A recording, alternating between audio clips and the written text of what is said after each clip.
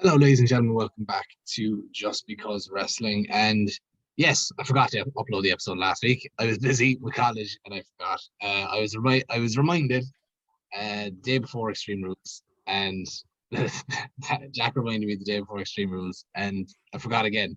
And headed like a goldfish, I do. But I won't forget to. I won't forget to upload this one. So did that episode just not go up? Yeah. What a waste of time! Why'd you tell me? I thought you know. I thought you knew.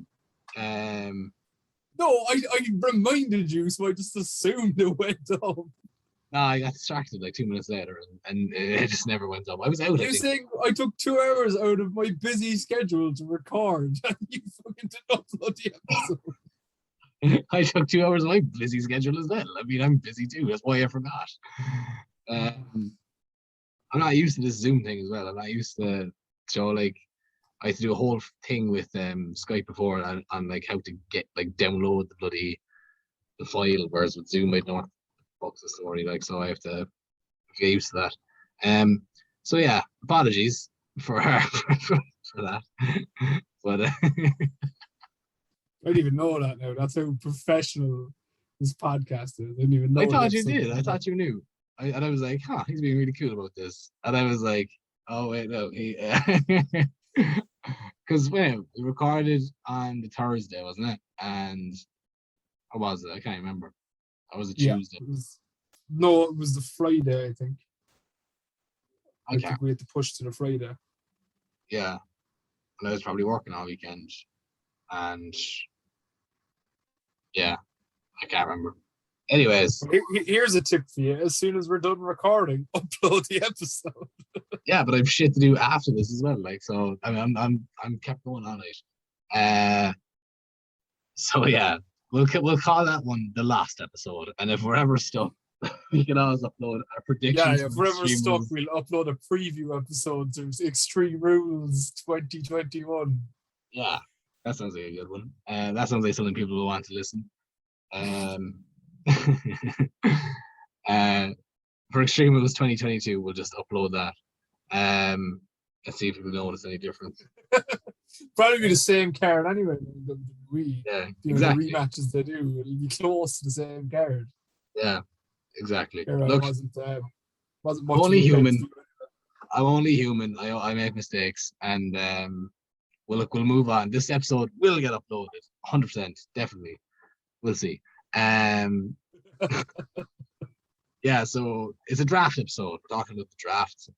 The WWE Draft happened last week, from the 1st to the 4th of October. Started on the Smackdown on the Friday and then culminated on the Monday on the Raw. And it was decent, actually. It was actually, as far as drafts go, I mean, they can only be so exciting. You get the odd surprises every now and again, but this one was fairly good. I think both rosters are actually, handily distributed. I think the worst affected roster, we'll talk about more at the end, but I think the worst affected was probably the SmackDown main event scene. I think there's like, they really looked at everyone that was on SmackDown that was like a challenger for Roman and went, get the fuck out of there, you. There was one guy went the opposite way who looks like he's going to be like the immediate challenger, and we'll talk about that in due course. But yeah, I think that's the issue with SmackDown anyway, because there was a lot of guys who were challenger for Roman, and they'd lose, and then WWE would know what to do with them. Yeah, they probably and the thing was then they wouldn't know what to do with them, so they'd book a rematch, and then Roman would beat him twice clean or cleanish. Yeah, and then you're thinking, and then what do you do with him? It's after happening time and time again to the likes of Cesaro and like Balor, and it was a new one. And like the thing with Balor was that there was a big song and dance of him coming up to NXT or coming up from NXT anyway. That he didn't he didn't like he didn't want to go up if he was going to be mid card and all that, and they promised him this or whatever. So they were kind of, and he's not going to be the champion on SmackDown because no one is. So their best bet was to move him, but now they're after moving too many people to Raw. Yeah, I think it's probably because I mean, look, Raw has been fairly poor. SmackDown has been exceedingly better than Raw for the last while, and a lot of that is down to Roman and the main event scene. Like his feuds have usually been the best ones, but looking at obviously Raw has gained a lot of detractors, a lot of critics, and obviously if you're the USA Network, you're going, why can't we have that? Why is Fox getting all this good stuff? And so Vince probably went, all right, fine, and he brought over everyone I think has challenged Roman over the last 400 days, onto Raw, and we'll break it down there kind of beat by beat. We'll talk the main ones that happened on the shows, but I'll give a quick rundown of who went drafted then in the what do you call it? The online one that they just don't announce. So we'll kick the ones that like the wrestlers themselves only found out on Twitter about. Yeah, basically. You're going to be working Fridays now. Well done. So we'll kick things off. This is on the SmackDown. Both events were hosted by Adam Pearce and Sonya Deville, who are now like the default general managers of both shows, I guess. They need to define those roles.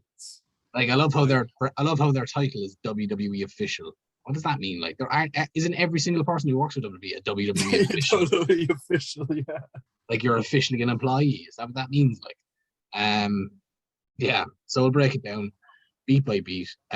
So starting on the SmackDown, first overall pick, round one, pick one is of course Roman Reigns. With Paul Heyman, actually, I might add, he's staying on SmackDown. I mean, makes sense. I think you kind of. There was some people arguing that he could go over to Raw just to give him a fresh main event scene, but I think he kind of killed his momentum. If he just all of a sudden is on the show. So it's not really a fresh main event scene because they sent everyone else that he was feuding with over to Raw anyway. Yeah. So the same main event scene. Yeah. So, but look, Roman overall draft pick, number one overall draft pick, makes sense. I mean, there's absolutely no problem with that. And he should stay on SmackDown. That's fine. Second pick is Big E going from SmackDown to Raw. He, of course, is the WWE champion. Again, makes sense. He's WWE champion. The Universal Champion's on SmackDown. They can't both be on the same brand. We know that. So Big E goes to Raw. This was kind of a contradictory one because when he won the title, it was announced that he had moved to Raw anyway because of the thing, which fueled the speculation that Roman would be going to Raw because in the draft and they'd swap him. Here's my thing about the draft, right? And I'm gonna criticize it a lot because a lot of it is very inconsistent and a lot of it just doesn't make sense. But the first thing with the draft is there should be a rule that champions aren't eligible. If you're a champion on our brand, you stay on that brand. None of this, I'm now on Raw, but I'm the SmackDown champion. Or you're the Raw champion, you're on now SmackDown. I guess we swap belts. Like that's just stupid. Yeah, it doesn't make sense. It really undermines the belts on the brand. Yeah, it really undermines the belts when you swap titles. Do you know what I mean? When you go, it makes sense. Like, because it's basically saying, right, a lot of it is a piece of tin anyway. Look, all it. Yeah. So we'll just. It doesn't matter if it's red or blue. Yeah, let's just trade. Because like if you look, imagine whoever beats Roman Reigns. Let's say Big E goes on a 300-day reign, right? And then let's say by the time next year's draft comes around, Big E is still champion, but Roman loses the belt like one day before the draft, and then you have whoever wins Universal Champion. I don't know who. Let's say it's bloody, I don't know, Jinder Mahal. Rock. It's someone, right? And next thing, the draft happens. Biggie goes to SmackDown. Whoever beats Roman goes to Raw. And they just go, here, let's swap. Like, Big E's reign, this is what happened last year with the SmackDown and Raw Tag Team Championships. I know you remember. The New Day got drafted. New Day got drafted to Raw, and Street Profits got drafted to SmackDown. They were the tag team champions on the opposite brands. New Day were only champions for like 2 weeks, and Street Profits had like a 200+ day reign, and they just swapped. And the Street Profits' reign was ended. It was at 0 again with the SmackDown tag titles. So it meant nothing. What was the point? Like, it absolutely did nothing for them to lose to do that. So yeah, no, it doesn't make. I agree with you. I think there should be a rule that champions are exempt from being drafted. And another thing about the draft that is extremely inconsistent is the thing about you can draft groups, but then there's some groups that can be split. And like the New Day, let's say. Yeah. Like, why couldn't they draft the three of them? And the same argument was made last year as well. Like if they say these tag teams can be drafted as one, which they shouldn't be. You should be eligible. Like, it should be just an individual draft, because like it's like the NFL draft pick. If you turn around and it's like, oh, I'm going to take fucking Clemson State's offensive line. Like, I'm going to take 5 Flairs. Like, it makes no sense. Yeah. Just because they're a team, it doesn't. And also, it makes no sense. And also, why, if you're, let's say, in kayfabe, if you're, say, the USA and Fox executives, and you're looking at this from a kayfabe standpoint, and you're like, okay, USA want Big E on Raw, but Fox want Kofi and Woods on SmackDown. Why would they want them separate in that regard as well? Why would you not want the entire New Day package to keep together from a profit, but from a marketable standpoint? But they need to clearly define.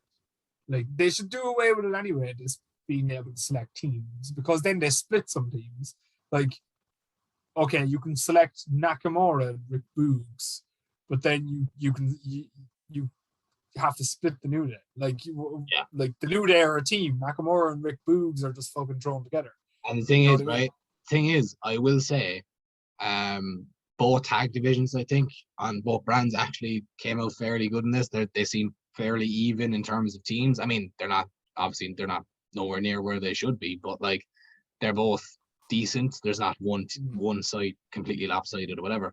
However, and we'll get to it, the women's tag division absolutely decimated whatever was there. The foundation, the meek, bloody little brittle sticks that were holding up the women's tag division have been burned to the crisp. But we'll keep going because we're moving on to exactly your point. Third pick was Charlotte Flair from Raw to SmackDown. Charlotte Flair is the Raw Women's Champion currently, and now she's on SmackDown as the Raw Women's Champion. It's fucking stupid, like it is. And I was gonna get to it when we talk about what happened on Raw, but the following Monday on the Raw draft, the first overall pick was Becky Lynch from SmackDown to Raw. Becky Lynch is the current SmackDown Women's Champion, so now she's gone to Raw as the SmackDown Women's Champion. And as of now, they haven't swapped belts. We know that at Crown Jewel, Becky Lynch will be defending her SmackDown Women's Championship in a triple threat match against Bianca Belair and Sasha Banks. Bianca Belair, who was the fourth pick on the first night, is now on Raw with Becky. Sasha Banks is still on SmackDown. So we've got a trip. So logic in your head would go, Sasha's winning that match because she's on SmackDown. But then what he do is Charlotte, because there's absolutely nothing about Charlotte dropping her belt back to Raw. And Becky insinuated that she wants to be Becky 2 belts again and beat Charlotte for the belt. And it's just, it's really confusing. But and like, here's the thing as well. This is why it's telling, first off, how WWE is operated, because this is a mess. This is a convoluted mess, and it's all stemmed from the fact that they don't have a fucking plan. They go from week to week. Like, you know, they don't have a consistent plan as to what they want to do for the future. And that's why you get a draft, say, and they have a pay-per-view in fucking 3 weeks' time. And like, and then they're trying to preference it by saying, "Oh, the draft doesn't come in to effect until after." But like, if Becky Lynch is on Raw as the champion, Charlotte's on SmackDown as the champion, and Becky Lynch is wrestling Sasha Banks, who's going to be on SmackDown, fucking logic dictates the belt's going to stay on Raw. You know what I mean? Like, it doesn't make sense. You negate the results of that pay-per-view right away. Like, yeah. It doesn't make any sense. And I promise you, this whole rule of, the drafts won't be in effect until after Crown Jewel, I promise you that won't happen. I guarantee you we'll have the likes of Bianca Belair and Becky Lynch on Raw and whatever. But yeah, no, it doesn't make sense. I mean, you're looking at that match, Becky versus Bianca versus Sasha. And like I said, Sasha, it's for the SmackDown Women's Championship. Sasha Banks is the only woman on the SmackDown roster currently in that match. You know, the obvious answer is Sasha wins, but if you're looking at it from a booking perspective, how do you do that without making, like, because Becky's just back, you want to keep her strong. Bianca, well, no, because like Charlotte's on SmackDown now, so she's going to obviously just be the SmackDown champion. No, but what I'm saying is they've kind of already said, oh, there's going to be no swap because Becky wants both belts again. So like, Jesus Christ, give me fucking straight. Like, this is a mess. This is a this is a bigger mess than any draft that they've done, because it's just way too convoluted and way too. I wouldn't say it's the worst draft they've ever done, but like, just that women's picture, that women's title picture has just been tied in a bloody sailor's knot. And but you're left with weeks of television that is relevant because you know what the results are going to be. You know that, and not only that, you're left in with feuds going into Crown Jewel that no one really cares about because they're not going to be on the same brand after tonight anyway, or after that night. Yeah. You know, so why should we care? It's not going to enhance anyone. It's just going. Everyone's going to be on a level playing field after the pay-per-view either way. Like, the only match that really matters is Roman and Brock. Yeah, because they're the only two that are staying on the same brands that they were on. And this is where you're wrong, because Brock declared himself a free agent on SmackDown, so he's actually not on any brand. He can go where he wants.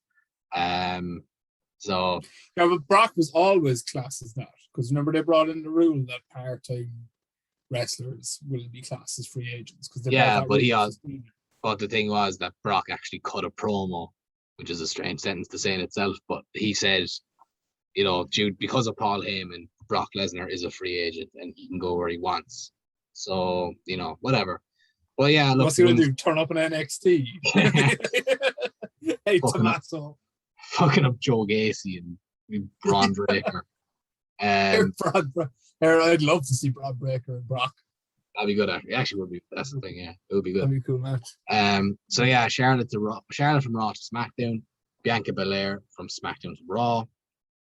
She's obviously following over to Becky Lynch, continuing that feud. Then we move to the second round. This is the guy I was talking about, going from SmackDown, or going from Raw to SmackDown to be probably Roman's first feud, and it's Drew McIntyre. From Raw to SmackDown. Kind of a needed one. It's Drew's first time on SmackDown since he's come back to WWE, which is kind of crazy because he was kind of a SmackDown guy when he came in. So yeah, I mean, look, he needed to get away from Raw, you know, get away from Lashley and all that stuff. And yeah, so he's on SmackDown now. He looks like he's gonna they've been kind of teasing him and Roman for ages now. See, I don't like that. I don't like them going straight to Roman and Drew, because Roman's going to beat him, and then what happens to Drew? You're going to corner yourself once again. Yeah, and Roman's going to beat him, and like then you're stuck with what you had with Cesaro, you had with Finn Balor, because all that's left to do then is to do a rematch, and they have to keep the belt on Roman, so Roman's going to beat him again, and then what do you do? I don't know if WWE are capable of waiting till SummerSlam next year, where it's potentially rumored to be in be in the United Kingdom. But yeah. Yeah, but like even I'd keep him away from Roman a while. There's other feuds there. Put the IC belt on him. Yeah, I mean you could. Something like that, you know, like I just keep him away from Roman at the moment because like Drew is very delicate at the moment anyway, his character, because it's been so mishandled in the last fucking 6 or 7 months that like he can't afford any more fuck ups on it, or can't afford any more kind of like terrible booking or cornered booking. So putting him at Roman is only going to hurt him because Roman's going to beat him. Yeah, I mean, time will tell. But look, it's going to happen sooner rather than later. You know what I mean? I think you can say keep him away from Roman all you want, but looking at the SmackDown main event scene now, he is the opposite. He sticks out like a sore thumb. Like he's the only baby face, the only one with credibility. You know, 2-time former champion. Obviously, they've feuded before. They have history. Yeah. I mean, look, it's a big feud that they should save. I mean, I agree with you. They should save it for bloody, you know, Royal Rumble, WrestleMania, not fucking Survivor Series and Clash of Champions. But like, yeah, like if Survivor Series is going to be around The Rock, then that's going to overshadow everything anyway. So what's the point of even doing it? And I don't think it'll be. I think they're going to do brand warfare again for Survivor Series because they're too lazy to book any fucking thing else. So they're going to do a month of brand warfare shit. They went through the effort of doing a draft, so yeah. I mean, but see, and that's the thing. Then what's worse? Like, it's bad enough, like they're having kind of Drew feud or whatever, but I hate the fucking November feuds because they just drag on and on because they're feuding, but Survivor Series is happening, so they can't wrestle each other for 2 months. And we're heading into WWE's off season now. You know, like you get Survivor Series where, like you said, you get the lazy booking of it's brand warfare. You know, everyone's friends now because they're on Raw or whatever. And then you get like whatever pay-per-view was after Survivor Series, TLC or whatever. And that's like no one ever cares about that because it's just WWE. They're too busy kind of trying to plan for the Royal Rumble and trying to plan for WrestleMania, what the main program's going to be, and no one gives a shit. So yeah, it is a bit of a slog, but yeah, Drew to SmackDown, probably a decent move there. Then we had RK Bro, Randy Orton and Riddle staying on Raw, current Raw Tag Team Champions, thank God, at least anyway. Then of course you had the New Day, only Kofi Kingston and Xavier Woods moving from Raw to SmackDown, being separated from Big E again. Look, we already talked about it. Doesn't make sense from any way you spin this. It doesn't make sense.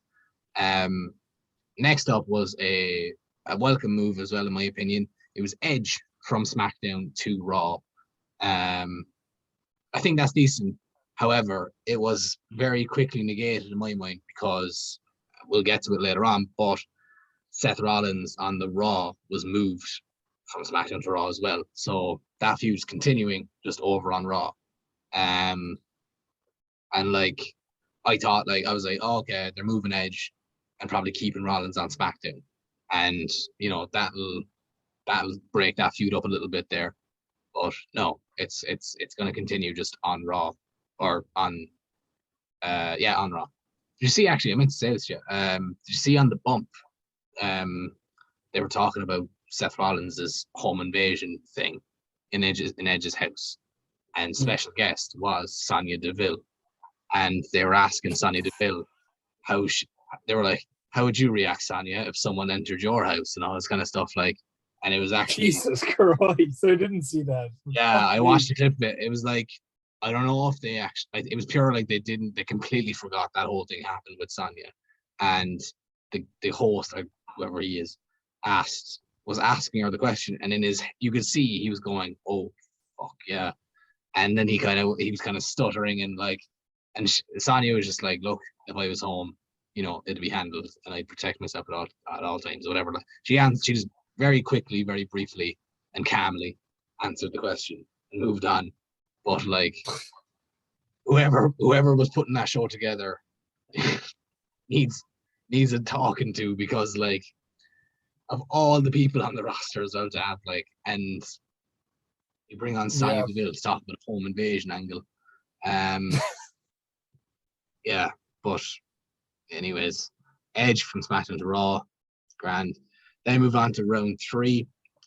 We get, first up is Happy Corbin and Madcap Moss staying on SmackDown, not moving at all. That's fair enough. Look, the Happy Corbin stuff was actually quite entertaining. We'll leave him off. Then we had the women's tag team champions Nikki ASH and Rhea Ripley staying on Raw to feud with who? I don't know. That could be anyone. Then we had the first surprise of the night, and that was Hit Row moving from NXT to SmackDown. Isaiah Swerve Scott, Ashanti the Adonis, Top Dollar, and B-Fab moving from NXT to SmackDown as a faction, as a foursome, which was good, because they could have easily just picked Swerve and gone and left the 3 people down below. But the issue here obviously is Swerve is the current NXT North American champion. They announced next week he's defending his title against Santos Escobar. I mean, I'll give you good odds. Jesus Christ. Just give notice. You know what I mean? Like fucking Jim Cornette used to say that all the time when it was OVW, he was running OVW, that they would ring up and be like, "We need this guy on TV starting tomorrow," and he'd be like, "He's our champion. Like, can you not give me a fucking couple of weeks? Give me notice." And like, "No, we want him now." Yeah. But like, it was like fucking, they just didn't care about anything else but themselves. And it was, funnily enough, it was who was in charge at the time was fucking Laurinaitis. Yeah. Because like, Jim Cornette always says like that JR always gave notice. JR always said, "Look, we're looking to call this fellow up in 3 weeks' time." Like, basically JR had his shit together. Like, yeah. Fucking Laurinaitis then would ring and be like, "We need him in tomorrow. 12 hours time. We need him yesterday. Whatever. He's my champion." Or he tells that story about one of the Bashams, and so like, do you remember the Bashams, Doug? Yeah. One of them was the champion in OVW, but like, he had like long blonde hair. He was the heel champion, and like Jim Cornette said, like, he had so much charisma. He was a great wrestler. He was like a fantastic heel. And he said he got asked to go to a TV taping one day, and he was still the OVW champion. And I think it was Doug Basham. And he said he came back, and he was bald. He was like, "What the fuck did you do?" And he was like, "Oh, creative when I got there said they wanted to see what I looked like bald." And he was like, "Could you not fucking imagine? Like what you mean?" And so he like rings Laurinaitis and like is like, "You're not giving me fucking notice." He's like, "If you want to see what his hair looks like bald, give me fucking 3 weeks. I'll book him the hair match, sell some tickets, and you can see him bald then." He's like, "No, we wanted to see him," because like apparently like Doug Basham's gimmick was all his hair, and he was like meant to be like kind of like a Gorgeous George type thing, and he came out like a fucking truck driver like 2 weeks later, stuff like that. But again, I think a lot of this draft, shows their disregard for NXT. It shows their disregard for their own product. See, the thing is, I don't know if I'd call it disregard for NXT. I think what they're trying to do is they're trying to clear out the kind of already established people in NXT to make room for these newbies. And Hit Row are great. I love Hit Row. I think they're so good. I think Swerve has found like a new lease on life as the leader of this faction. But and I can't wait to see him on SmackDown. I think SmackDown as well is the best place for them. But like, again, look, it makes no sense that, like, why not book a North American Championship match 2 weeks ago or last week, or I know they booked it for next week, but they did it after the fact of the draft. So, like, we all know what's going to happen, and it doesn't make any sense. But look, I'm happy with that. I think Hit Row are a good shout. I think they'll be really, really good together on SmackDown. But again, could have a little bit of thought been put in about, like, the fact that he has a title. Let's get it off him first. Next up. See, I guarantee you they didn't even fucking know they were going to draft him until that day. They got him to fucking SmackDown, and Vince was like, "Give me that fucking group." Yeah. Instead of NXT. No, that's what I mean. That's why I said disregard for NXT or disregard for even their own brands, because they turn up and they fucking decide on the day who's going where. Like, it's fucking school and they're picking the seating plan. Like, they fucking turn up and they're like, "Oh, give us fucking Rollins, give us Edge." Like, no plan behind it, no story behind it. It's just a mess, and it's pissing me off. Like, no fucking plan behind it. Yeah, I know. Look, let's see how it turns out. It'll all work out. Don't worry. Next thing we had Keith Bearcat Lee staying on Raw. I mean, makes sense. Just established this new character of his on Raw. Keep him there. Then we had Naomi staying on SmackDown to continue her feud with Sonya Deville, I suppose. As if that was the fucking main reason they kept her on. She needs to finish out her feud with Sonya. It'll make life a lot more easier for you, and you'll be a lot happier if you just assign your own reasoning to it and stop trying to think like Vince.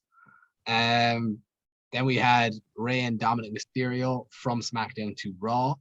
Again, fair enough. Bit of new territory from, doesn't really matter. Then we had split soon anyway, so it doesn't really. But see what Ray said actually recently. Someone was like, "Oh yeah, how do you feel about you feuding with Dominic?" And he was like, he never wants it to happen. He said he'd rather. Yeah, this is Ray saying that, as like in the same vein that Cody saying he doesn't want to be a heel. Yeah, I know. I mean, like that's babyface Ray saying, yeah, "I don't want to feud with my son." So it'll mean something more when his son kicks the shit out of him. Yeah, I do want his son to kick shit out of him, like whatever. But so yeah, Ray and Dominic over to Raw. Then we had Jeff Hardy from Raw to SmackDown. And where Jeff Hardy teased that SmackDown might be a great place for a new ego of Jeff Hardy to come out, teasing the Willow character again.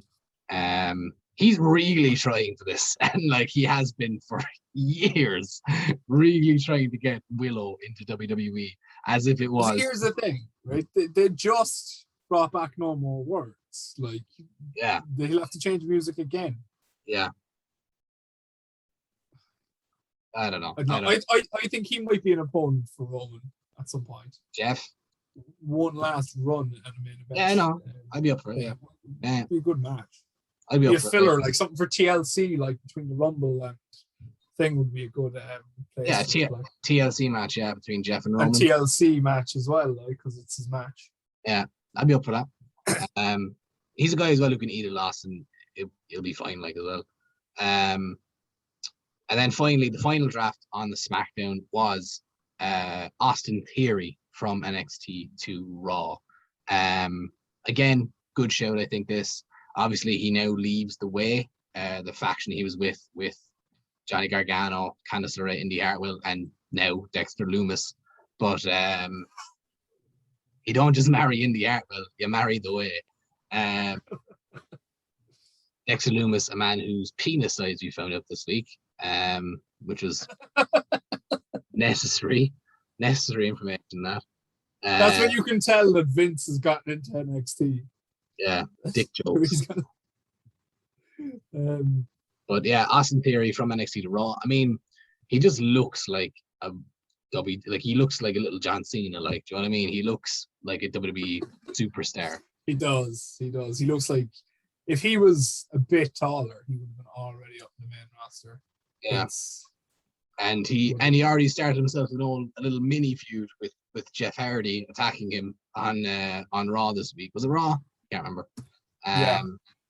attacking, He did like the selfie thing. asking for a selfie and then decking him, which was cool, you know. So yeah, Austin Theory, final pick of the first night. Grand job. These were the supplemental picks. These happened after the show. These were the guys. These were the scrapings of the pot, as my nana would say. So we got Akira Tozawa staying on Raw. We got Aaliyah moving from NXT to SmackDown after 4 billion years in development. We had Alpha Academy, Chad Gable and Otis going from SmackDown to Raw. We had Apollo Crews and Commander Aziz going from SmackDown to Raw.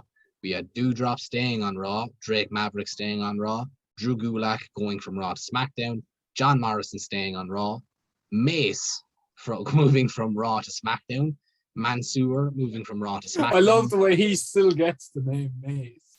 Like, yeah, we saw midweek there that Dijakovic has gone back to Dijakovic. Well, he's still technically T-Bar, but he just teased. He teased the fact that now he's on his own again, that he might, like he said, it's time to feast your eyes. So we could be getting Dijakovic back. Hopefully we are. So Mace from Raw to SmackDown, Mansoor from Raw to SmackDown, Mustafa Ali from Raw to SmackDown, Nia Jax on Raw, staying on Raw, R-Truth staying on Raw, Reggie staying on Raw, T-Bar, aka Dominic Dijakovic, staying on Raw, Tony Storm staying on SmackDown, and Zelina Vega moving from SmackDown to Raw, where she might get a win. Then we move to night 2, and it is the Raw. So we talked about the first overall pick was Becky Lynch, the current SmackDown Women's Champion, moving from SmackDown to Raw. We already covered that. At least we did have a little bit of story here. There was talk of Roman Reigns basically had Paul Heyman by the balls, saying the Usos better stay on SmackDown or else you're dead. And then the second overall pick was the Usos staying on SmackDown, current SmackDown Tag Team Champions as well. I like that the Usos were drafted really, really high. I like that they were second, Paul. That's quite good. And I loved Paul Heyman's reaction after the announcement that they were selected on SmackDown. Just a big sigh of relief out of him. But yeah, it makes sense. It was like if they'd split up the bloodline as well as the New Day, I would have had a freak attack. But yeah, Usos staying on SmackDown, that's fine. Bobby Lashley and MVP staying on Raw, that makes sense. Sasha Banks staying on SmackDown, that makes sense. Seth Rollins moving from SmackDown to Raw, we already covered that. Nakamura and Rick Boogs staying on SmackDown. Obviously Nakamura, the current Intercontinental Champion, fair enough. And then straight after him, Damian Priest staying on Raw, current United States Champion, that makes sense. Then we had Sheamus moving from Raw to SmackDown. And I like this one because now Sheamus can do what he said he wanted to do and win the Intercontinental Championship and become Grand Slam Shamey. And we need that. We need that more than anything. If anything comes out of this draft, it should be bloody Sheamus getting his Grand Slam victory and winning that Intercontinental Championship. Plus, I guess I'm away from Damian Priest because that feud is dead in the water, in my opinion.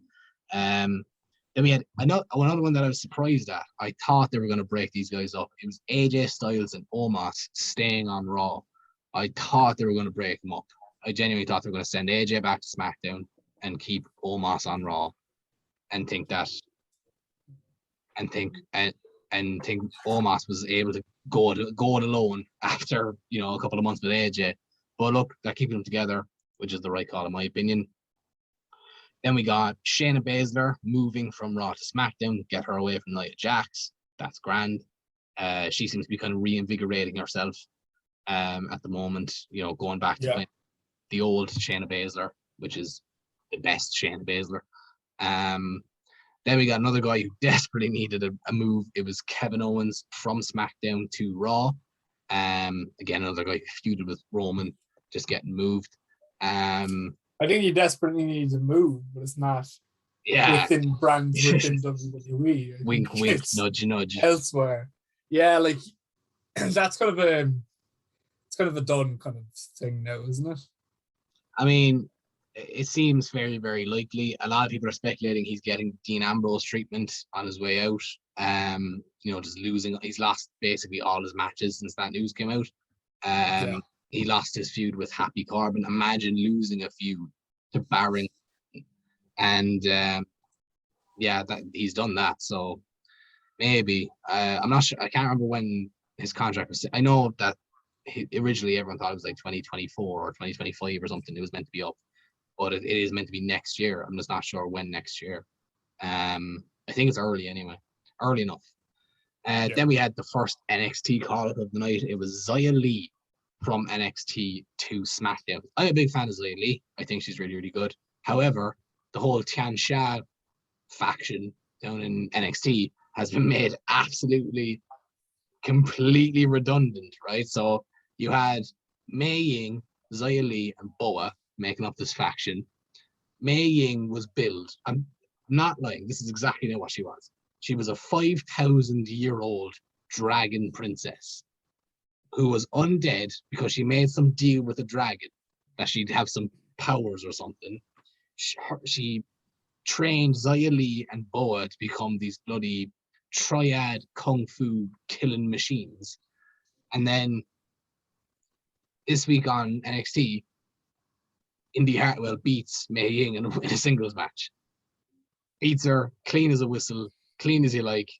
This woman who's a dragon lady is now freaking getting beat by Indy Hartwell. No disrespect to Indy Hartwell, but just, didn't make any sense to me. But look, Zaya Lee is really, really good. And, I'm looking forward to seeing her on the SmackDown division.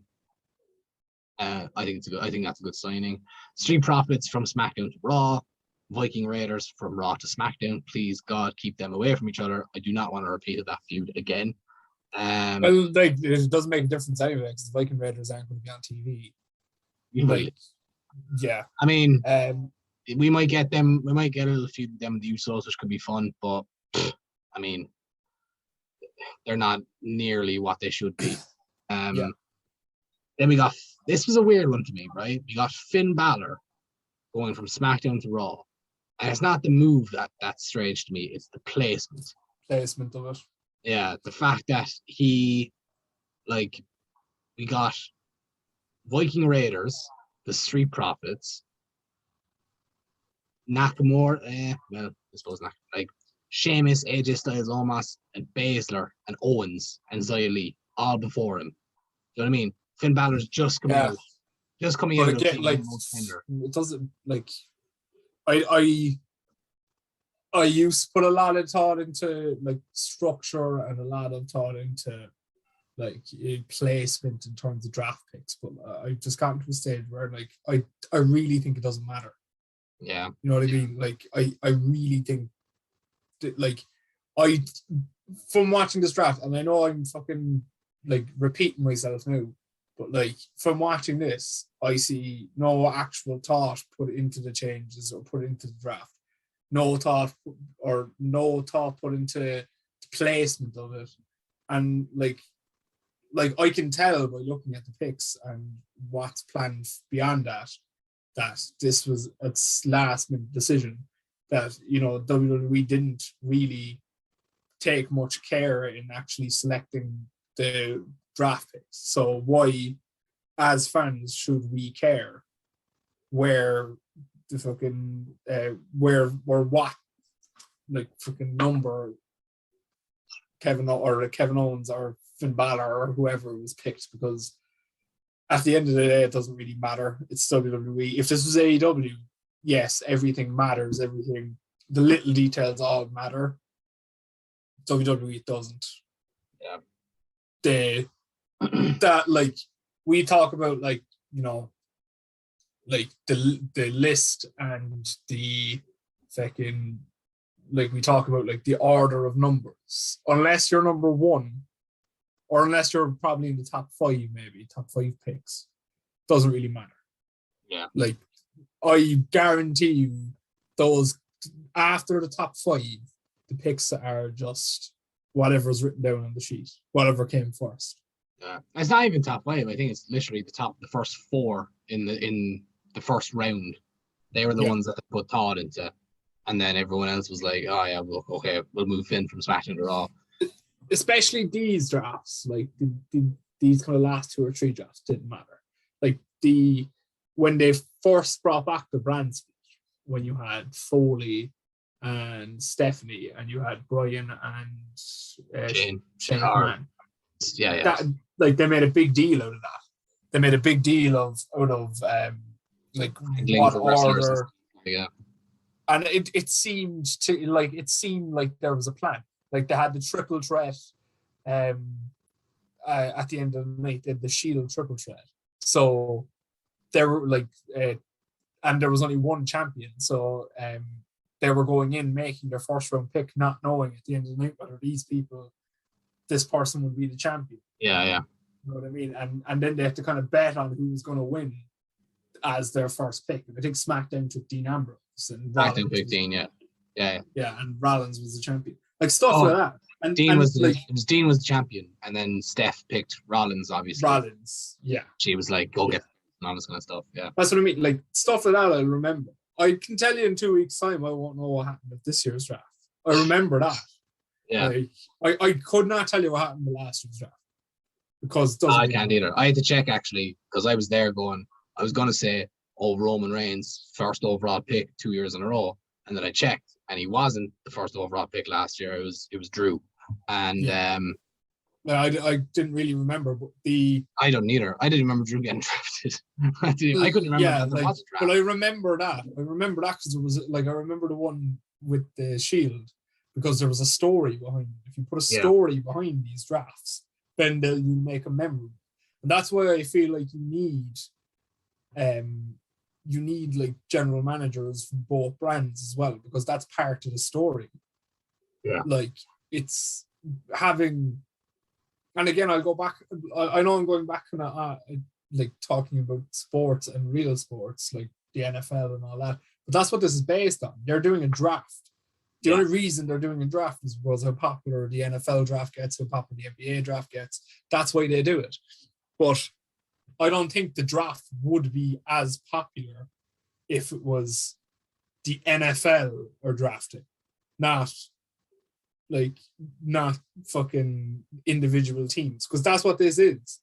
Like, you don't have, if you had an NFL official or NFL fucking representatives who don't have skin in the game coming out and making draft picks, then why should we fucking care? What we care about is like for this year, the Jacksonville Jaguars had the first draft pick, and you had one of the best quarterback prospects of like in recent memory in Trevor Lawrence, and they picked Trevor Lawrence, and you went from there. But like, if you've, and it was the Jacksonville Jaguars selected, not fucking WWE officials with no stake in the game. You need story, you need feuds, you need conflict. It's fucking pro wrestling. I think it doesn't help as well, like you talked about the fact that like Adam Pearce and Sonya Deville are bouncing around both brands, and and you expect us now to go into brand warfare with what one official deciding that they like the other brand more for some reason, and like that's what I mean. Like, there's no this draft feels like there was no stakes to it. It was that okay.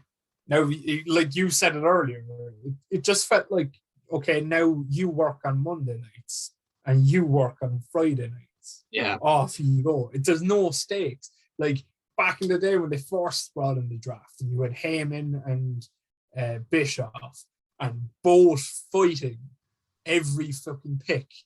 Like, that's memorable stuff. Like, you had Paul Heyman, who hated The Undertaker, and The Undertaker hated Paul Heyman, but he still selected Undertaker first because he knows he wants The Undertaker on his team, whether he likes him or not. Like, that's the story. That's what is interesting about draft. That's what's memorable, not fucking like some random generated computer picking, because that's what killed the draft in the first place when they were doing the random selector, and then you've had John Cena be selected for SmackDown and then finish up on Raw at the end of the night. Yeah, that's what waste 2 weeks on the one person. Like, you can never take a draft seriously again if one guy gets drafted twice in the same day. How does that happen? And like, it makes no sense. Surely if someone's drafted, you take them out of the bloody thing. You take them out of the pool. That's what I mean. Yeah, it's like It's like the Jacksonville Jaguars select Trevor Lawrence and fucking who's next? The Lions, I think we're after. The Lions coming up and being like, well, we select Trevor Lawrence too. It's like, what's that game? It's like, what's that Christmas present game? It's like Horrible Christmas or something like that. Have you ever seen that?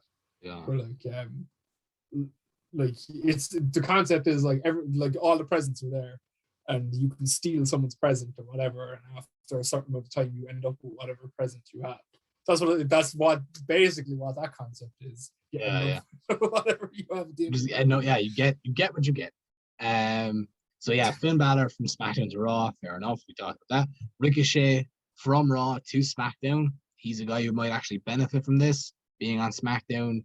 You know, it's hard to tell where the roster starts and where the booking ends. Joe, is it the good booking of SmackDown? Is it just the talent pool on SmackDown? What makes SmackDown better than Raw at the moment? I'm not sure. But going off that the fact that SmackDown is better than Raw at the moment, I'm going to say Ricochet is going to benefit hugely from moving to SmackDown. We've got Karrion Kross staying on Raw because his gimp mask didn't come in blue. We've got Angel Garza. We've got Angel Garza and Humberto Carrillo moving from Raw to SmackDown. We've got Alexa Bliss staying on Raw. We've got Cesaro staying on SmackDown. We've got Carmella moving from SmackDown to Raw. Then we got an NXT call-up. We got Ridge Holland moving from NXT to SmackDown. All NXT call-ups went to SmackDown, which I think is interesting. Yeah. Bar one that wasn't announced. We'll talk about it when we talk about the ones that got announced on Raw Talk. But all NXT call-ups went to SmackDown, which I think is interesting. Ridge Holland, obviously, in a tag team currently with Pete Dunne. They were split up, but usually I would be like, oh, fuck's sake, whatever. But I think Pete Dunne is okay without him. Do you know what I mean? He'll be fine. Like he was. It always felt like Pete Dunne and his heavy. It never felt like a tag team. Do you know what I mean? Like so. But like, why isn't Pete Dunne being called up? See, this is the strange thing, isn't it? Yeah, this is the strange thing. Then we had the weirdest pick of the whole thing. It was the second last pick, right? That's saying something. Yeah, it was the second last pick, and it was bizarre. It was Gable Steveson as a free agent being drafted to Raw. Gable Steveson, who, all right, granted, Olympic gold medalist, but has he even started training as a professional wrestler yet? I mean, I don't know. What was weird as well is that they treated it like my brain is going to explode. It really is. I mean, cool, like, but also, can he do what they want him to do? I mean, I know he's a great athlete, a great wrestler and stuff. That's fine, but like, can he actually wrestle a choreographed match? And he, I feel like banging the head off. Jesus. What was interesting, what annoyed me as well is that they treated this like Joe, like an NBA or an NFL draft, where like they cut to him at home, the camera, and getting up and hugging his mom and dad. That he was drafted in the 6th pool, 23rd. Like, you're an Olympic gold medalist, and you were drafted 23rd overall on the second night, which means you were drafted. which means you were drafted 16, 17, 18, 19, 20, 21, 22, 23, 24, 25, 26, 27, 28, 29, 30, 31, 32, 33, which means he was drafted 56th overall. Akira Tozawa was drafted before Gable Steveson. No disrespect to Akira Tozawa, but anyway, again, this just makes less and less sense of like the order of people. Like, do you know what I mean? Surely you're picking Gable Steveson up near the top. You know, he shouldn't be fucking picked at all. Well, like, he shouldn't be picked at all. Yeah, I know. First off, I know he's signed to WWE, but if we are going to talk kayfabe, like, he's not a part of the rosters. Like, yeah. Could I go out now? So if Raw drafted him, could fucking SmackDown go out and be like, I select Francis Ngannou?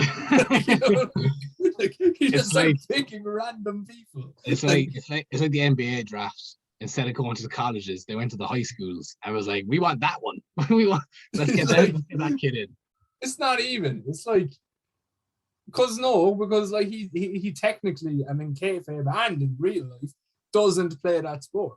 Like it'd be like fucking the NFL draft. It'd be like, we select Johnny Sexton as kicker. Like it's not like what they do is kind of similar, but it's not like exactly similar.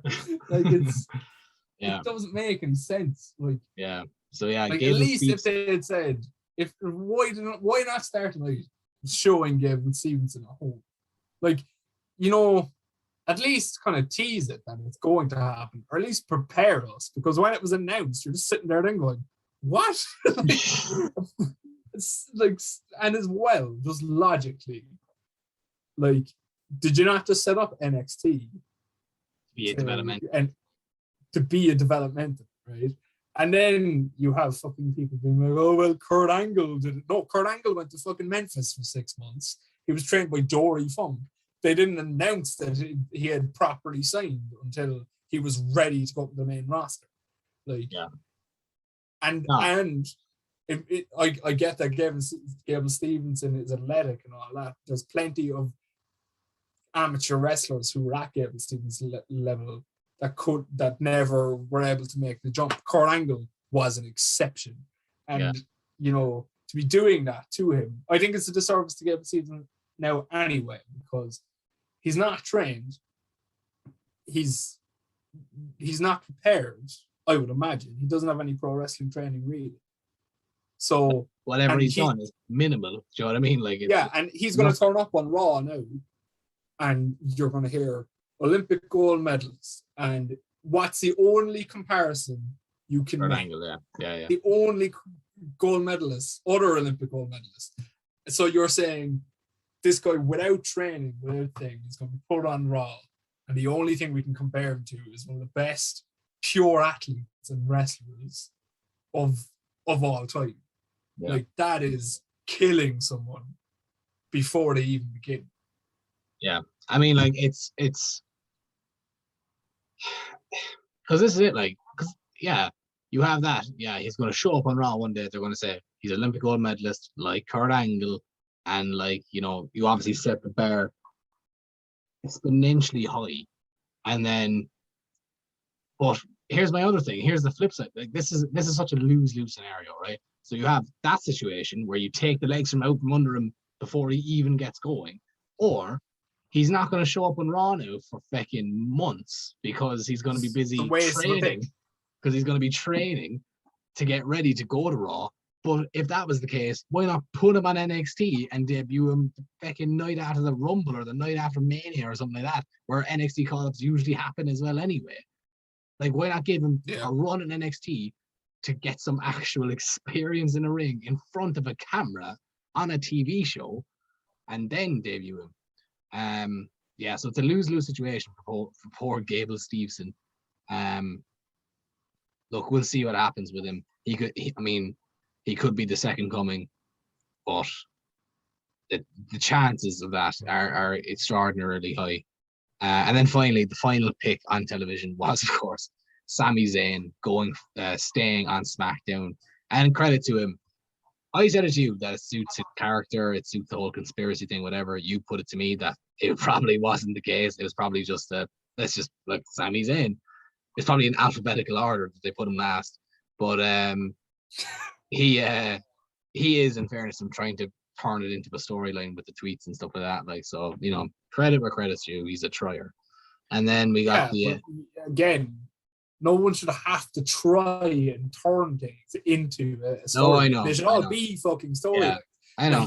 So it should be like, it shouldn't be up to the performer to try and make the best out of a bad situation. That is something that WWE rely on way too often. Yeah, I know. It doesn't make any sense. How many times have people have it been left up to wrestlers to explain things on Twitter or explain things that WWE didn't explain on their own television show? Like, I know, why they're all the time. what they're doing. It's it's fed up. I am fed up with everything. We just talk about AEW and just wait. forget. I have to get the supplemental picks. Wait. So we get to the final picks that were on Raw Talk. We had Dana Brooks staying on Raw. We got the Dirty Dogs, Dogs Ziggler and Robert Roode, going from SmackDown to Raw.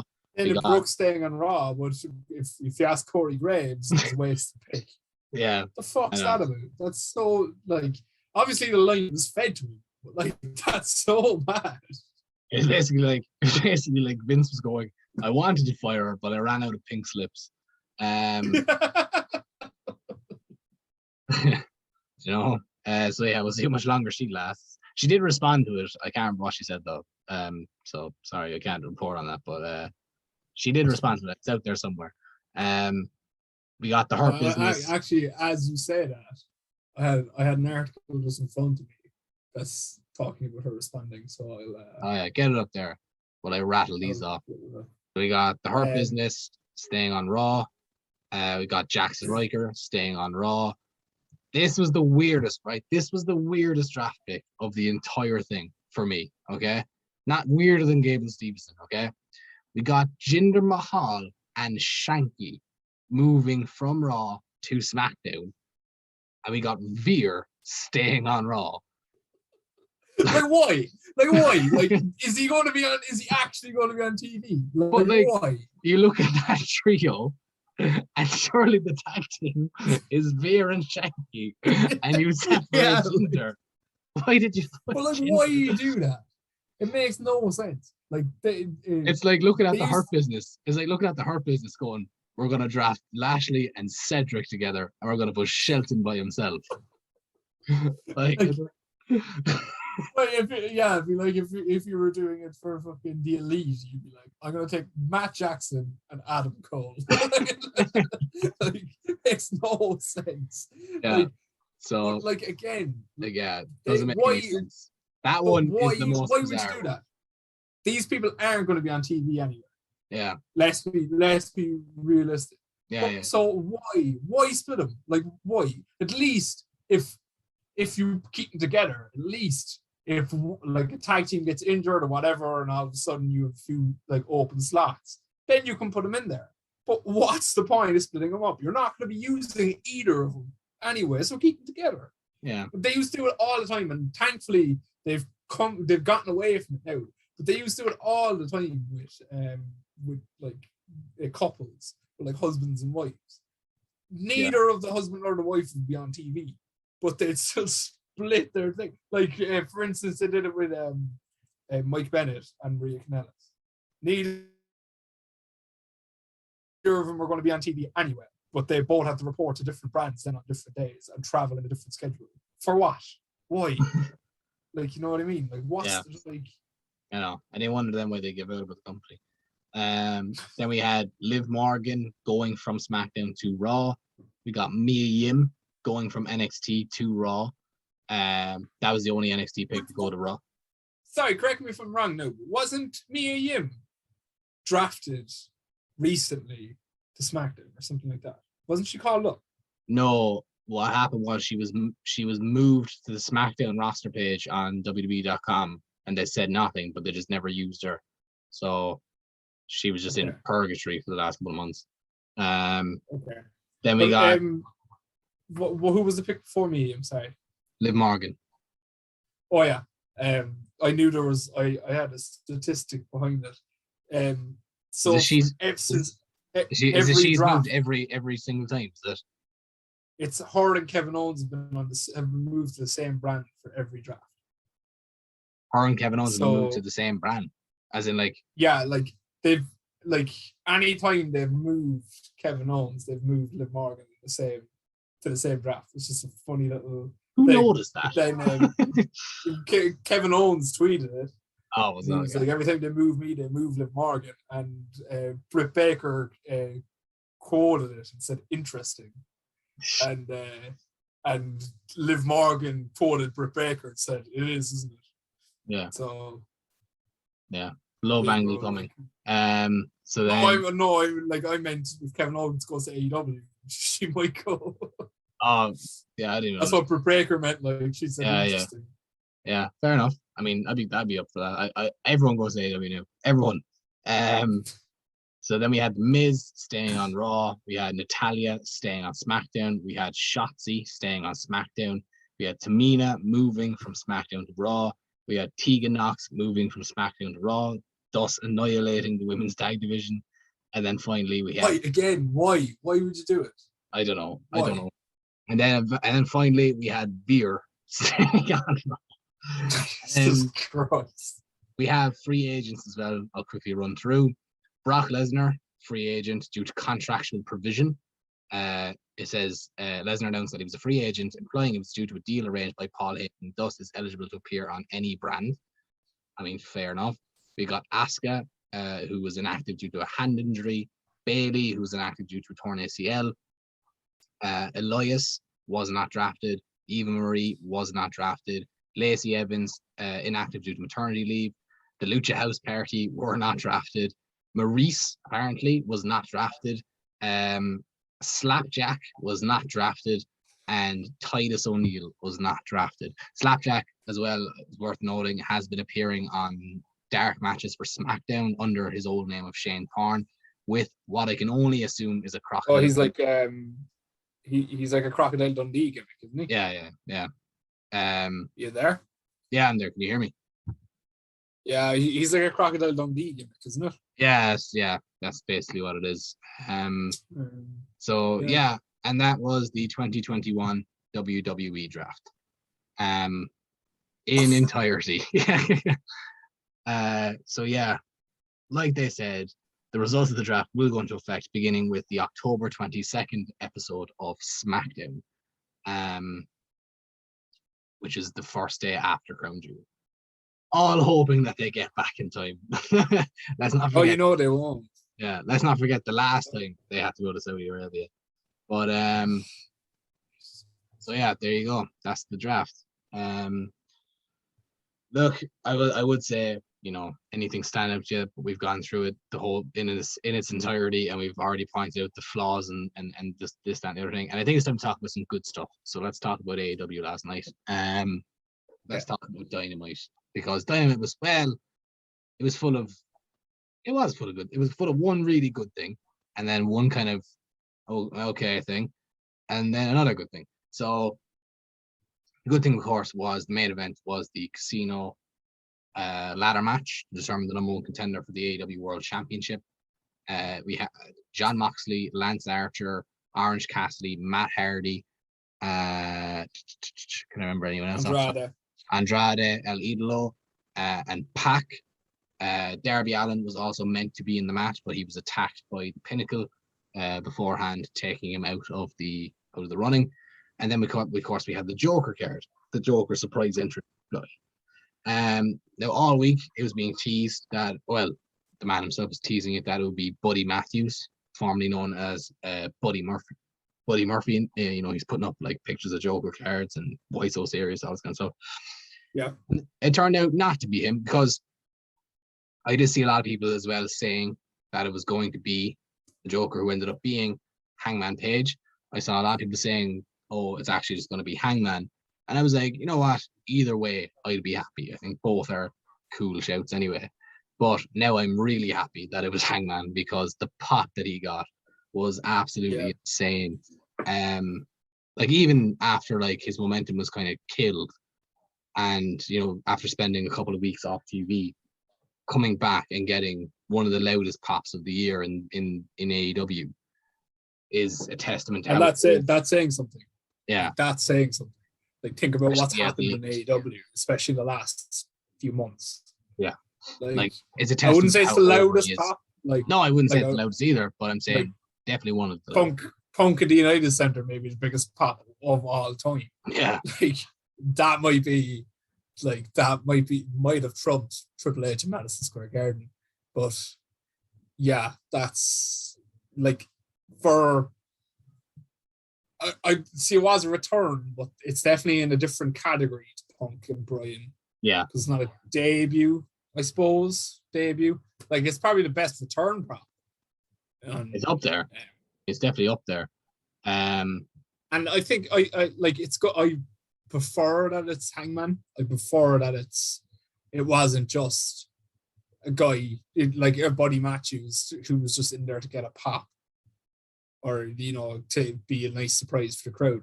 Like at least Hangman is already on the roster. They have big plans for him, I'm assuming. Yeah. So it develops that way.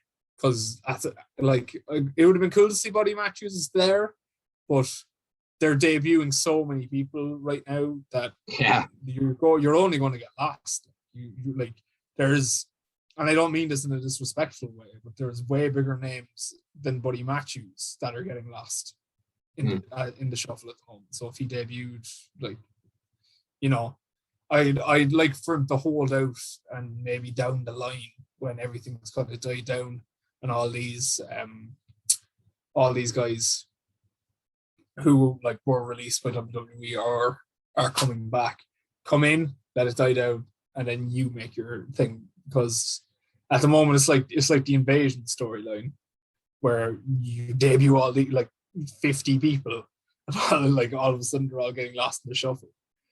And it does. There's only so much main event slots, like, you know what I mean? Yeah. And I think Buddy Matthews is incredible. I think like eventually he could be like a main eventer, but at the moment, like, it's good that they didn't bring him in. You bring back Hangman, who's going to go into the main event now, and off you go. Yeah, I mean, it's the match that we all want. It's the match they've been building to for nearly 2 years. It feels like the entirety of AEW has been building to this match, and building to that moment of Hangman eventually winning the AEW World Championship. Now he's the number one contender. They haven't announced when the match will be with Kenny. You'd have to assume it's Full Gear. I mean, where else do you do it? And but fuck's sake, the pay-per-view is named after Hangman Page. Exactly. Do you know what I mean? That far. Yeah, this is the thing. Like, it all arrows are pointing to Hangman finally winning the AEW World Championship. And I think that might rival biggest pop of all time, to be honest with you. I think he kicks out of the one-winged angel, and I think you can just see it happening. And my only thing is obviously I want to see it happen because it would be a great moment, but I hope it's a short reign. Yeah. Because at the moment, given the landscape, it's like the main event scene is designed for a heel champion, because you've so many babyface challengers, unless you wanted to go down the route of turning a Bryan Danielson heel or a CM Punk heel to go up against Hangman Page, which could happen also. Yeah, but I think as well. I don't want it to be like a transitional reign or anything. I want him to get a small bit of a run, but like, see, it's either that or you put it on MJF like the next night. Like you do something like that. You do it like Christian with Randy Orton, or you do it like, I think it is. I think it will be MJF. I think MJF will be the guy to take the belt off him. But I think that's just natural progression. But I think the problem is, right, and like it's a good thing and it's a bad thing. It's a good thing, like all AEW World Title reigns have been long reigns. They've all been 6 months plus, which is a good thing because it makes the belt prestigious. It establishes it as a belt. You have plenty of high profile big world title matches. It makes sense.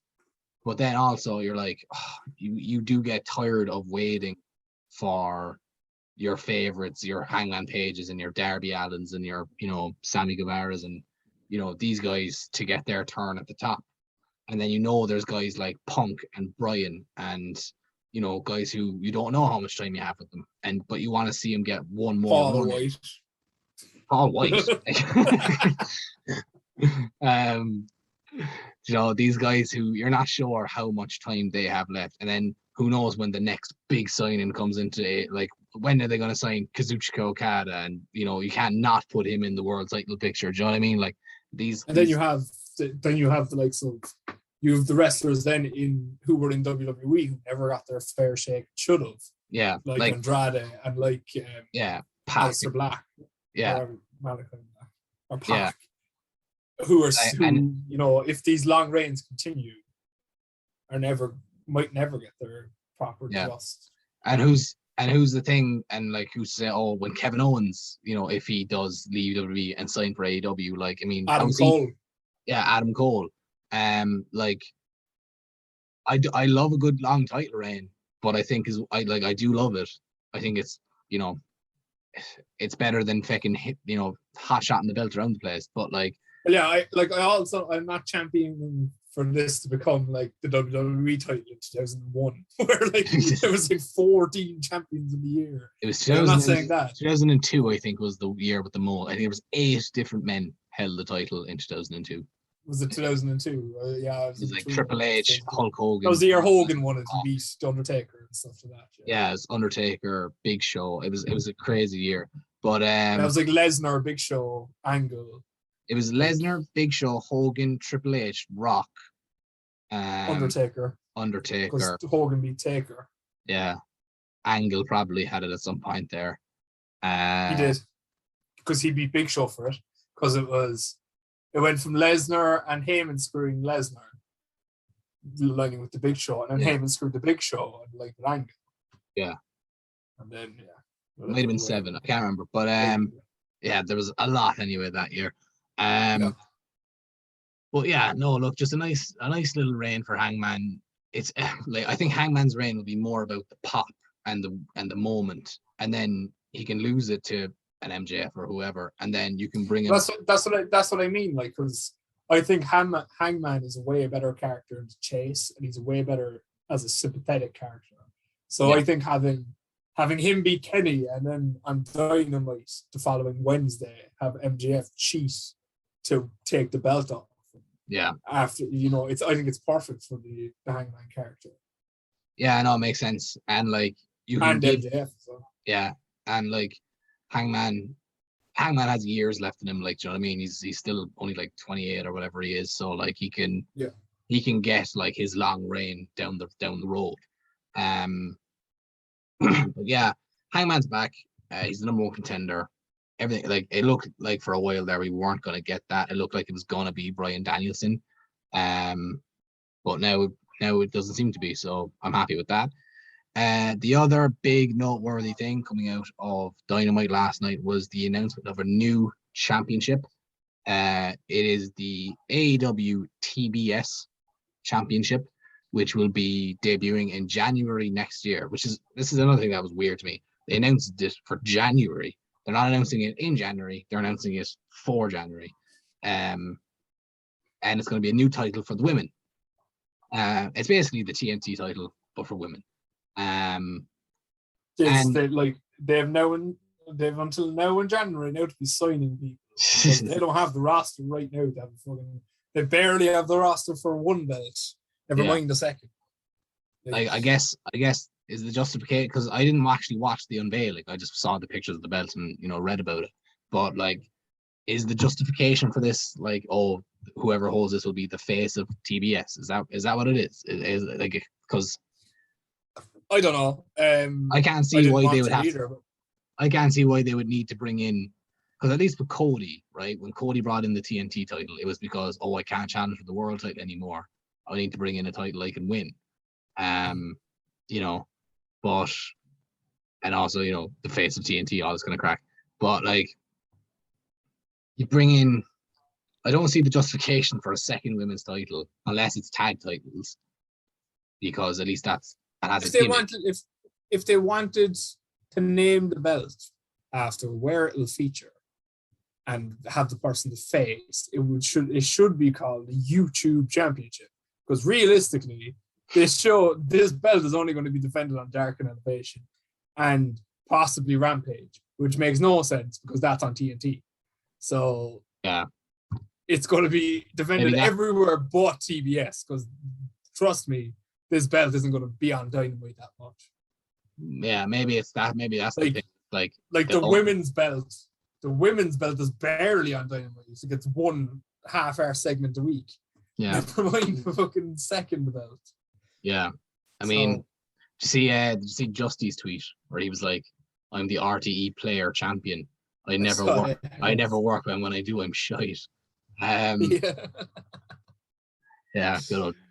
But so the TBS Championship is now a thing. It looks nicer than the women's championship. It looks nicer than the main championship. It's a gorgeous belt, yeah, it is. But it's I just question why they need it. Yeah, I don't see the need. I like everyone. There was rumors of a new title coming to AEW for a while, and everyone just assumed it was trios titles. But yeah, no, and which would have made sense because they've got loads of them. They've got loads of six mans. But loads of factions. Like, yeah, but no, it's a secondary women's title. I mean, look, we'll see how it goes. They might surprise us, and Tony might open his wallet and sign 1 billion women between now and January. But like, well, you want to hurry up because women in wrestling are signing up all the free agents. This is it as well. This is the other issue.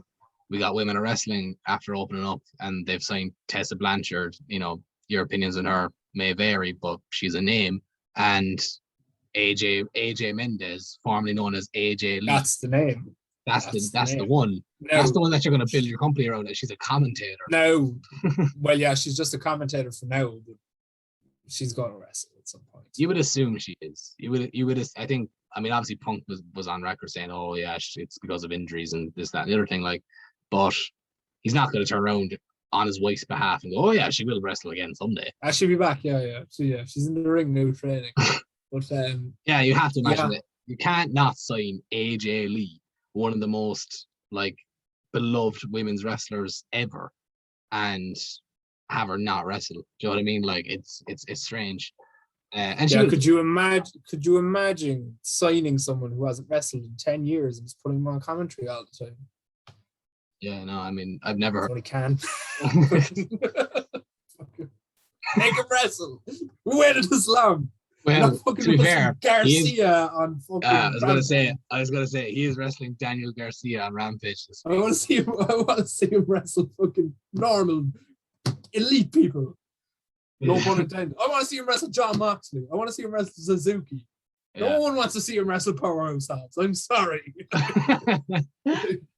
You see that thing? Actually, it was a cool theory. It was like, you know how MJF cut a promo recently where he talked about the 4 pillars of AEW, and it was like him, Darby, Sammy Guevara, and Jungle Boy were like the 4 originals of AEW kind of thing, like, and like the 4 young guys who are going to be the faces of AEW for years to come. I saw someone put a theory up that Punk is selecting the next 4 pillars because he's picking, because people they had Powerhouse, it was Powerhouse Hobbs, Daniel Garcia, who were the other two new people, like Hook. Hook. No, it wasn't Hook anyway. I can't remember who it is, but like they were all 4. What's your man? What's the? Oh, Dante Martin. Dante Martin. He was one of them. Yeah. Like, I was going to say he's really flippy guy that looks like Blake Griffin. Yeah, he does look like Blake Griffin actually. Yeah. It was him. He was one of them, and there was one other. Can't think off the top of my head, but like, yeah, which was a cool enough theory. But like, yeah, I don't want to see Punk fecking on a recruitment mission. I want to see him fecking fighting people that he should be. I want to see him wrestle Kenny Omega. Why can't we have that now? Yeah, or have him wrestle the 4 pillars. He wrestled Darby. Have him wrestle Jungle Boy. Have him wrestle MJF. Who was the other one? Sammy Guevara. Have him wrestle Sammy. Yeah. Like, I don't want to see him wrestle Dan Garcia. And why is he always wrestling on Rampage? I get he debuted on Rampage, but like get views on Rampage, I guess, because like, did you see the comparison of Rampage to Dynamite? Like in views, it's like Dynamite's averaging like over 1 million. It's averaging like 1.1 million or something like that, and Rampage is averaging like 600,000 or something. So see, Friday night was always a terrible time for wrestling. It always was. And you know what it is as well? It's the fact that it's on at fucking stupid o'clock. It doesn't start. It's on at like 11 o'clock on a Friday night. If you're not in a pub or in bed, then there's something wrong with you. Yeah. Friday night, you're a fucking loser if you're sitting watching this. Make better choices. Especially now the pubs are open back up. Why would I be fucking sitting at home watching Dynamite or fucking Rampage? The secondary show. Bad enough was not the main show. The secondary show. Yeah. Like, I know. Yeah. I know it doesn't make any sense. And finally, the last kind of big thing coming out of Dynamite was, of course, Bobby Fish has signed with AEW. Great signing for him.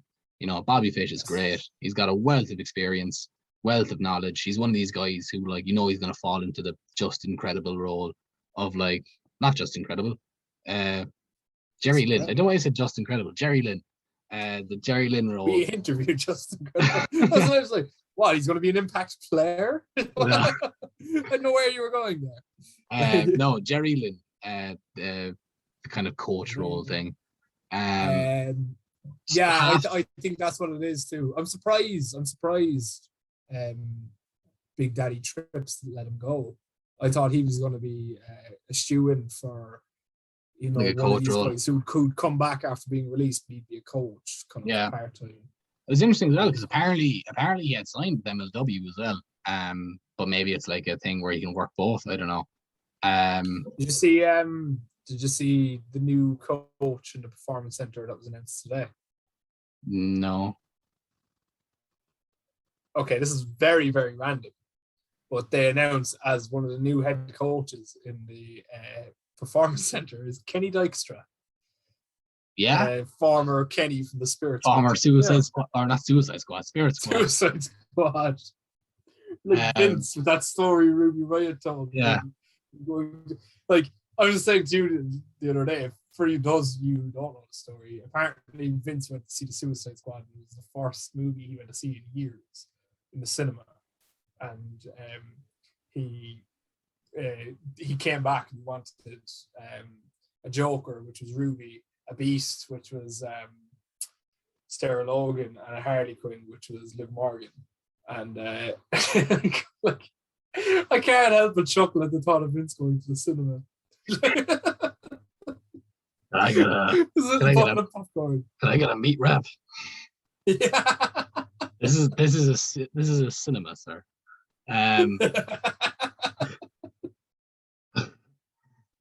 Oh God. Are you showing The Great Escape? Hey, when is Taxi coming on?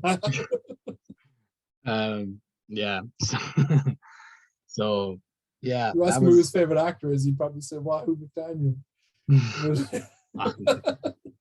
His answer for everything. What do you mean? It's Dwayne Johnson, of course. Wait, what the heck? That guy looks like The Rock. Yeah. This Dwayne Johnson kid, he needs to play The Rock in a movie. Yeah. So that was AEW really in a nutshell. I'm trying to think anything else major in wrestling that you want to talk about. Well, we talked about it last week, but apparently no one heard it. But Dark Side of the Ring is back, which is cool. Fuck's sake, Dark Side of the Ring again, yeah. it's like Groundhog Day. Yeah, Dark Side of the Ring is back. Have you managed to watch any of them since they've come back? I'm too busy to upload episodes of my own podcast. You honestly think I have time to watch? You're too busy. How do I have time to do it? Yeah, exactly. I don't know. You found time to do it. I prioritize other things. Yeah, no, I haven't. I've seen clips. I've seen clips and extracts, but I haven't seen full episodes. Obviously, the Plane Ride from Hell. Yeah. Is a bit. See, the thing is as well, right? The thing is as well, right? I used to watch him all the time because I had Vice. I had Vice on my telly, and I could just watch it on Vice. But Vice is gone now from my telly. I don't know where. I literally turned it on one day and it was gone. And so I don't get Vice anymore. So I can't watch Dark Side of the Ring anymore unless I stream it online. So yeah, that's just too much effort for me. You should watch it though. You should go out of your way at some point. I will. I'll try. Yeah, I'll have to. I watched the Chris Kanyon one. Yeah, really, really good. That was the last. That was actually one of the better ones. That Chris Kanyon was. Yeah, it was just a very strange story. Like, obviously, a very sad story in terms of, he was a guy who was, he was just eaten up inside with who he truly was. But Yeah. then at the same time, he never did himself any favors. Like, he was very bipolar. He was very aggressive. You know, he did things, you know, that were his own fault in WWE and stuff. And then, you know, afterwards, he was coming and criticizing the company, saying that they sacked him for being gay, even though he didn't publicly come out as gay until afterwards. Yeah. You know, stuff like that. Like, it just wasn't, it was a very, very strange story where you couldn't help but feel sorry for the guy, but you also understood, like, it was like a story that you understood both sides of the story.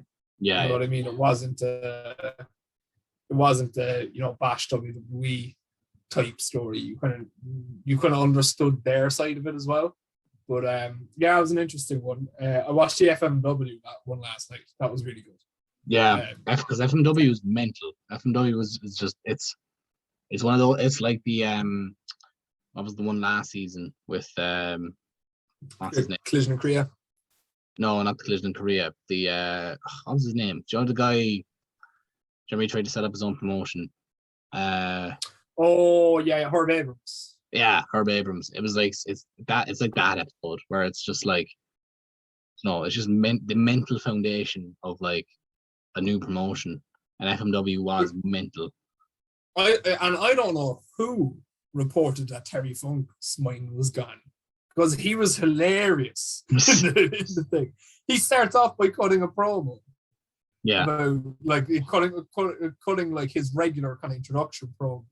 Like, I'm middle-aged and crazy. Like, and he's like, and then he just goes, "You gonna ask me a question?" He's hilarious.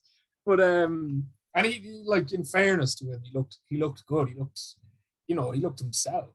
He looked like Terry Funk, like an older version of Terry Funk, obviously, but, like, you know, he looked good and he was funny in it. So I don't know where that story came from of him having dementia, because I can't imagine that was filmed not too long ago.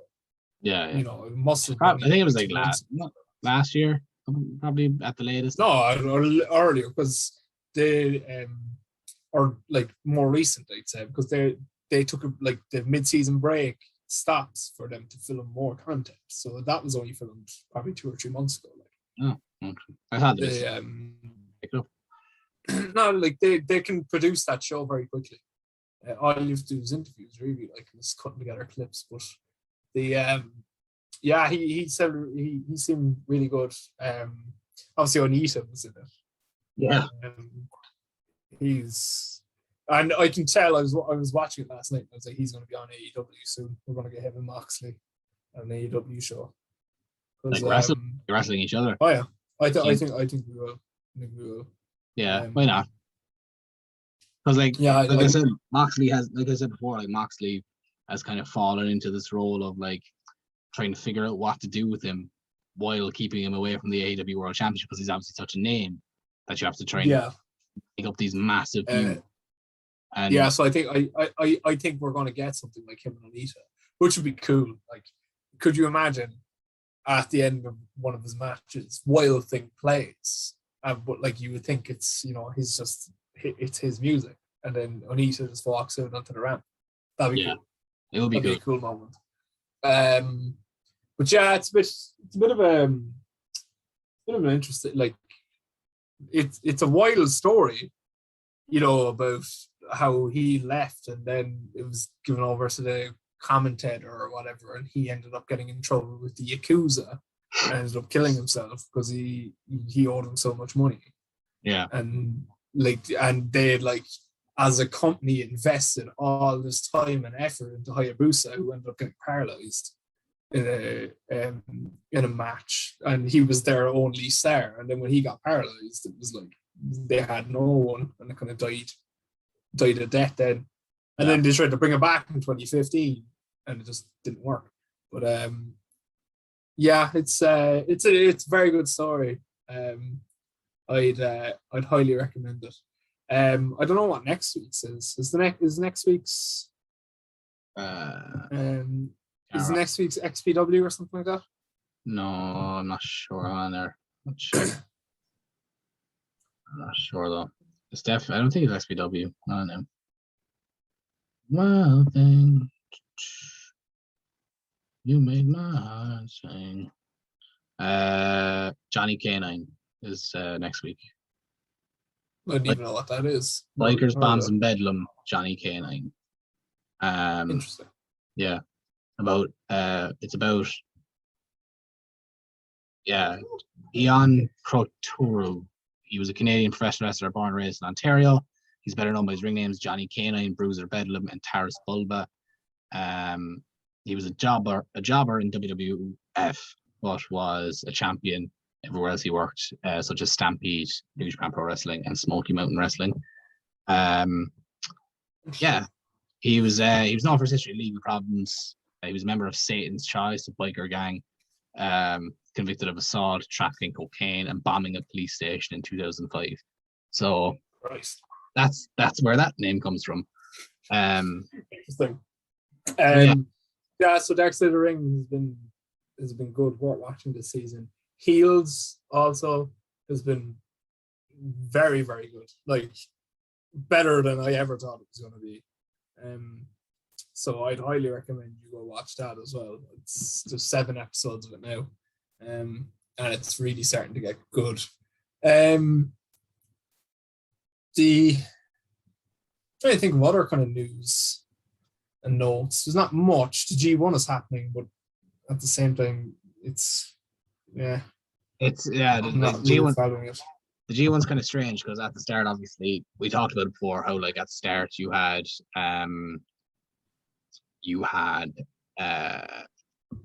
like no real star power. Like you had the usual suspects, no like big up and come, like no big shocks essentially. Like you had the likes of Jay White, John Moxley, Suzuki, all these guys out of the country. And then you had your usuals, your Okadas, your Naitos, your, whoever, no Osprey either. Your Ibushi. And then Naito gets injured after the first night and he's taken out straight away, which immediately thins the field by a huge margin because it's Naito. And then, at the moment, I think Zack Sabre Jr. is leading A Block.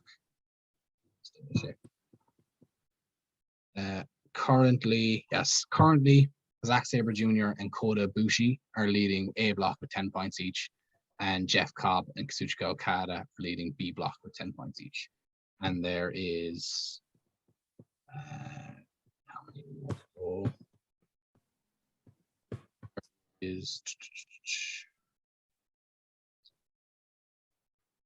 We're on, so we've got 1, 2, 3, 4, 5, 6, 7.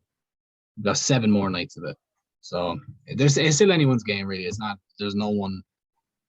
I mean, Kenta, Grado Khan, Shingo Takagi, and Tomohiro Ishii are all on 8 in A Block. Evil is on 8 in B Block, and Hiroshi Tanahashi is on 6 in B Block. So there's no one really out of the running yet. I think it's probably going to be Ibushi and Cobb in the final. And then maybe Cobb wins. I'm not sure. They could do Ibushi 3 in a row though, so I don't know. So we'll wait and see. Stuff to wait and see. Trying to think of other things. We are going to our first wrestling show in 2.5 years. Is it that long? Jeez. By the time it comes around, what was the last wrestling show we went to? It was the homecoming show on OTT. Yeah. So you're talking, that was around 2 years ago this month, So maybe 2 years ago. That's crazy. I look forward to it. It is in Nace, which is interesting. It's in a theater as well. I'm interested to see how that works. And as far as I know, there's 2 people on the card that we've interviewed. I think. I know Justy's on the card. Raven Creed's on the card as well, I think. Is Raven Creed on the card too? She is. That's cool. I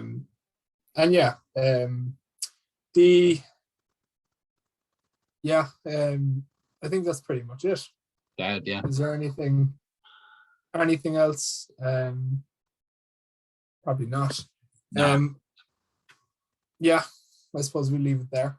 We'll leave it there. I'm gonna make sure I upload this episode, and Please do. yeah, because we talked about. I don't want all this time to be for nothing. Yeah, no, it won't be. This one won't be. Scouts Honor. So yeah, that's been us. We've been Just Because Wrestling. You can follow us at on Twitter at JB Wrestling 1998. You can follow us on Instagram and YouTube at Just Because Wrestling. And you can email us at jbwrestling50@gmail.com if you have any inquiries. And yeah, that's been it. Hope you enjoyed our full breakdown of the draft. Hope you didn't lose your mind like Jack did. And yeah, that's been us. We'll be back. I was going to say I'll be in a happy mood when we're back, but the next episode is going to be the crown jewel one, isn't it? Probably, yeah. It probably will be. Oh, no. It probably will be. So prepare yourself mentally for that.